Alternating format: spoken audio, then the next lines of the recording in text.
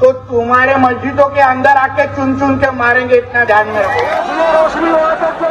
মুম্বাই অভিমুখে হাজারো মুসলিমের লং মার্চ। সম্প্রতি ভারতে ইসলাম ধর্ম নিয়ে বিতর্কিত মন্তব্য করেন মহারাষ্ট্রের হিন্দু ধর্মের এক প্রচারক। তাতে সমর্থন জানায় রাজ্য বিজেপির এক বিধায়ক। আর এতেই ফুঁসে উঠেছে হাজারো ভারতীয় মুসলিমরা। এক প্রতিবেদনে ভারতীয় সংবাদ মাধ্যম হিন্দুস্তান টাইমস এ তথ্য জানায়। প্রতিবেদনে বলা হয়, মহানবী সাল্লাল্লাহু আলাইহি সাল্লামকে অবমাননার অভিযোগকে কেন্দ্র করে এই লং মার্চ করেন মুসলিমরা। মুম্বাই অভিমুখে মার্চকে কেন্দ্র করে জনসমুদ্রে পরিণত মহারাষ্ট্র এক্সপ্রেসওয়েগুলো, সেই মার্চে অংশ নিয়েছে হাজার হাজার মুসলিম। ঘটনার শুরু হয় চলতি মাসের প্রথম দিকে। মহারাষ্ট্রের এক ধর্মীয় সভায় মহানবী সাল্লাল্লাহু আলাইহি সাল্লাম এবং ইসলাম ধর্ম নিয়ে কটূক্তি করেন বিতর্কিত ধর্মীয় প্রচারক রামগিরি মহারাজ, যাতে সমর্থন দেন রাজ্যেরই বিজেপি বিধায়ক নীতেশ রানা। শুধু তাই নয়, মসজিদে ঢুকে মুসলিমদের উপর হামলা চালানোর হুমকি দেন কট্টর হিন্দুত্ববাদী এই নেতা। নীতেশের এমন মন্তব্যে তোলপাড় সৃষ্টি হয় গোটা রাজ্যে।